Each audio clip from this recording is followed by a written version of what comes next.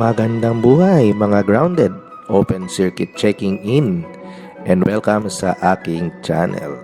Ang video natin ngayon ay tungkol sa pagtetesting ng cooling fan o radiator fan ng Mitsubishi Mirage hatchback, particularly 2014 model GLX CVT, which I believe ay applicable din sa Mitsubishi Mirage G4 sedan kasi pareho naman sila ng makina ng Mitsubishi Mirage hatchback.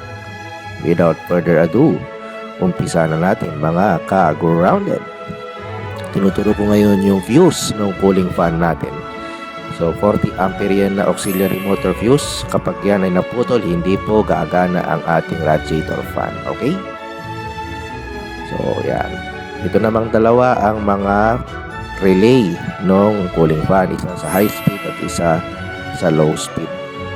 So sa pagte-testing natin, tatanggalin natin yung low speed control relay, yung nasa bandang ibaba.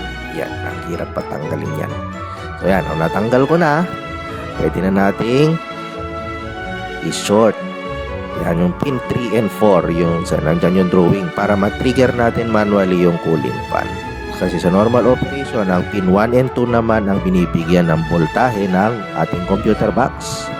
So kapag nagkaroon ng voltahe yung 1 and 2, iso-short ng relay ang 3 and 4 para mapaandar ang cooling fan. Dahil yung relay sa low speed na tinanggal natin, dapat mabagal lang ang ikot niyan. So dapat ang susi natin ay nasa on. Okay? Ilagpas ng ACC para magkaroon ng voltahe yung ating cooling fan during testing. So balik tayo ngayon dito sa front fuse box. So yung tinuturo ko ngayon dyan ang pin 3 and 4 kung saan natin i-short gamit ang wire na ito. So pag sinort natin dyan, pasok, open circuit.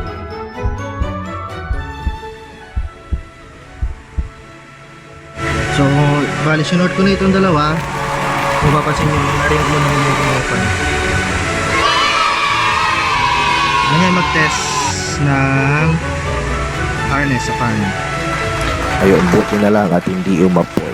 Thank you for watching and stay grounded.